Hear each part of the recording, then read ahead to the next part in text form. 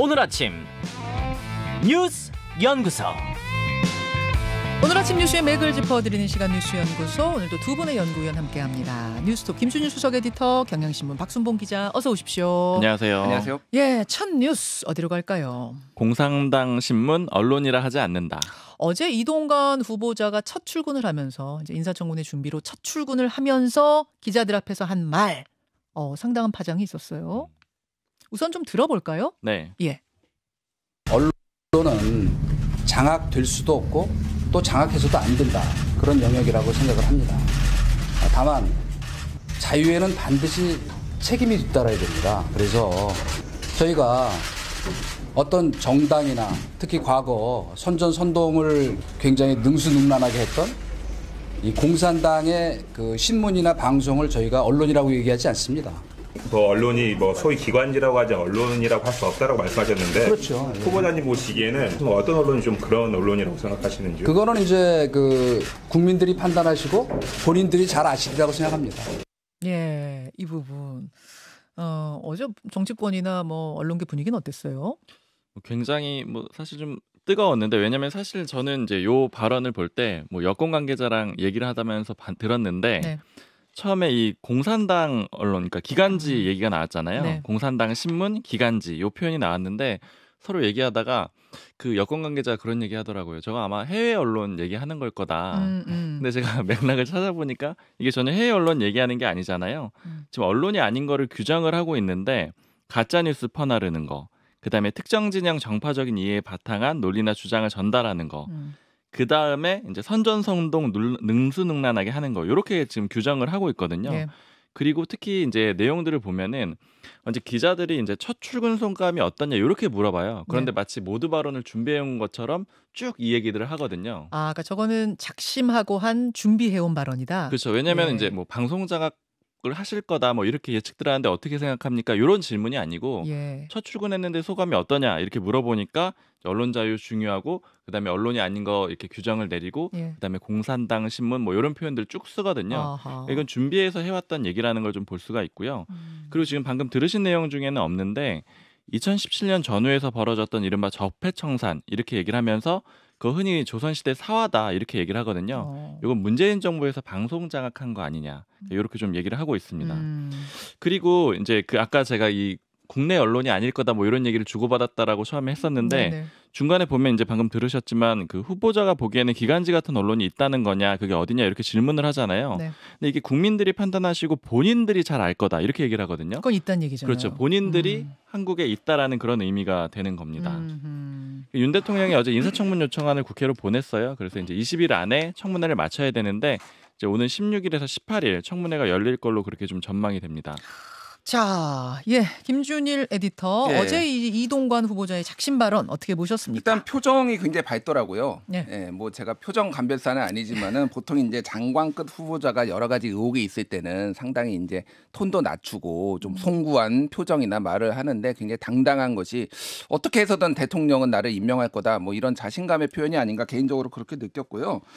일단 이 이동관 후보자가 얘기했던 거 중에 이제 공산당 신문 요거를 조금 이제 이 언론계에서 20년 이상 근무하셨다 이런 거를 굉장히 강조하셨더라고요. 그래서 예. 이거가 이제 이론적으로 1956년에 이제 언론의 사하 이론이라는 굉장히 유명한 매스컴 언론 펴보면 제일 앞에 나와요. 이제 수학의 집합 같은 이런 건데, 거기에서 이제 권위주의 이론, 자유주의 이론, 사회적 책임 이론, 소비에트 공산주의 이론 이런 거를 소개를 합니다. 언론의 사이론. 예. 굉장히 유명한 책이에요. 예. 근데 사실 이제 공산당 언론도 소비에트 자유주의 이론 해가지고, 공산주의 이론 해가지고 이것도 이제 언론으로 포함을 시키거든요. 어쨌든. 근데 여기에서 이제 이동관 후보자가 얘기한 게 이제 사회적 책임, 이게 이제 사회적 책임 이론이라는, 여기에서 이제 기인한 거예요. 그러니까 언론이 친정부나 반정부, 자유주의 이론은 약간 정부 감시에 초점이 맞췄다라면, 사회적 책임 이론은 공론장에서의 역할,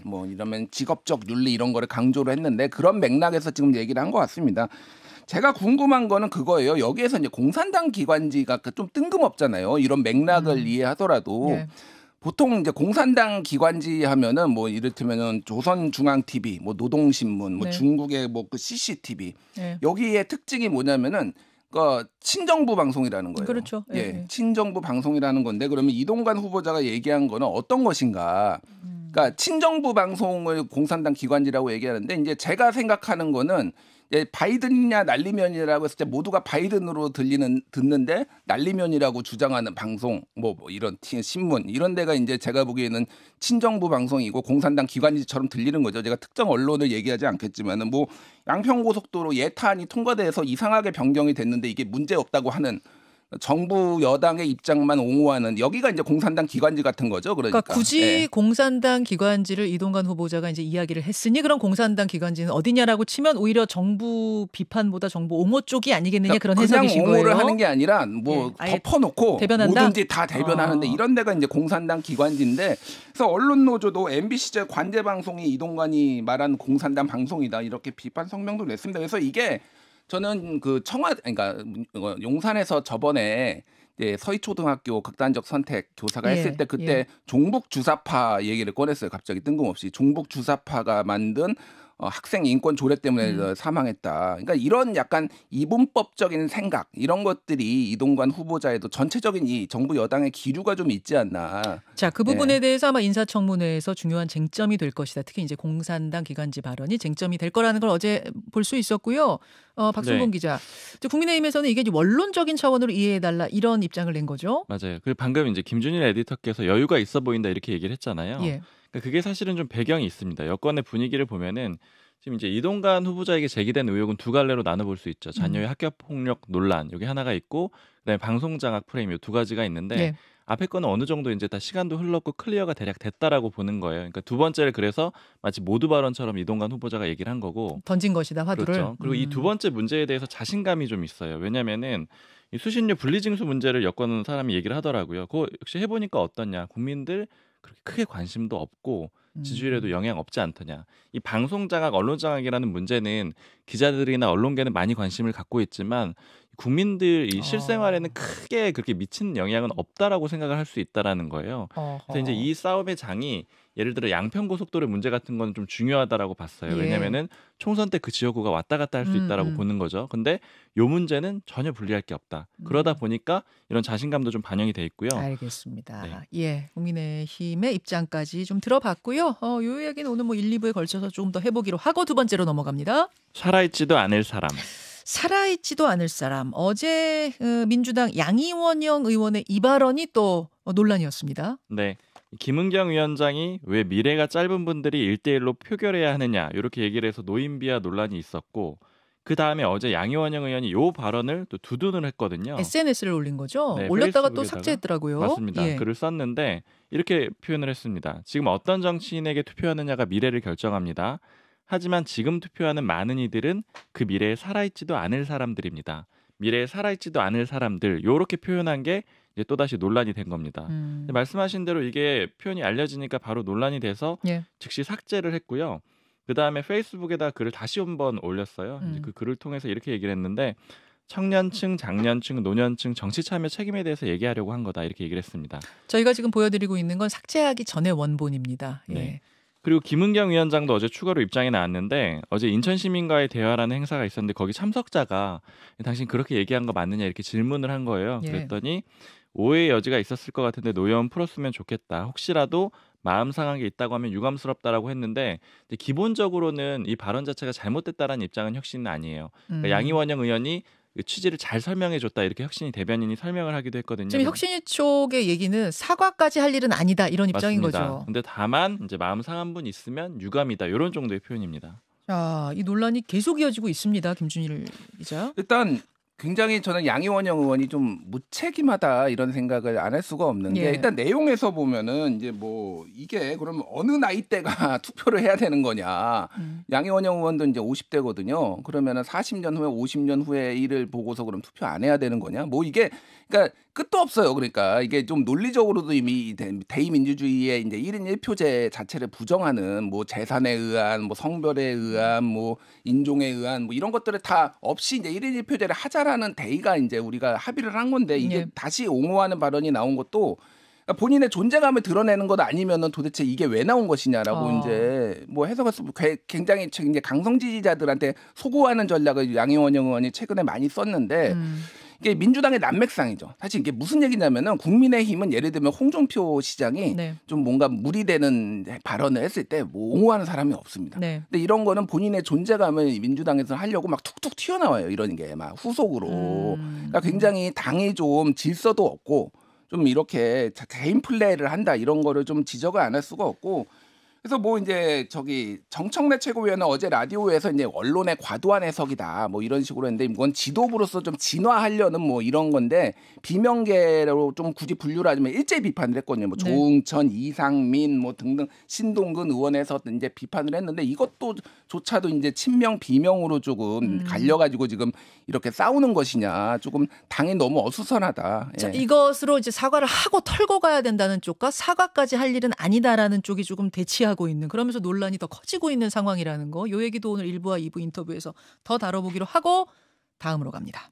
돈봉투 방탄 무력화. 윤관석, 이성만 두 의원에 대한 구속영장 재청구됐습니다. 네, 어제 청구했습니다. 지금 국회가 안 열려 있거든요. 네. 7월 국회는 지난달에 끝났고요.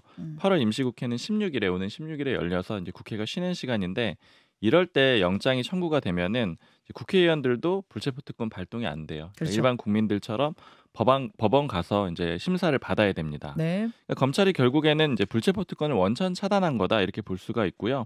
말씀하신 대로 재청구입니다. 앞서서 6월 12일에 국회에서 체포동의안이 올라왔는데 부결돼서 기각이 됐어요. 두 의원이 받고 있는 혐의는 송영길 전 대표가 당선됐던 2021년 전당대회 때 돈봉투 살포했다는 의혹 여기에 그렇죠. 연루돼 있는 거고요. 예. 오는 4일에 심사를 할 겁니다. 비회기 중이다 보니까 이제 일반 국민처럼 법원으로 가서 영장 실질 심사를 받게 된 건데 이렇게 질문하죠. 김준일 에디터. 예. 이번에는 구속이 될 것 같습니까? 안 될 것 같습니까? 판사한테 물어보셔야죠. 예, 틀려도 책임은 안 묻습니다. 예, 증거인멸, 도주 우려, 사안의 중대성 뭐 이런 것들을 판사들이 고려를 하니까 저는 뭐 구속될 가능성이 상당히 높다라고 개인적으로 보고 있어요. 두 사람 중에서 한 명만 될지 뭐 두 명만 될지 모르겠으나 어쨌든 그럴 가능성을 이제 배제할 수 없다라고 보는 거고. 중요한 거는 이제 어쨌든 민주당에서도 얘기가 나오는 게 검찰이 굉장히 빨리 움직였다.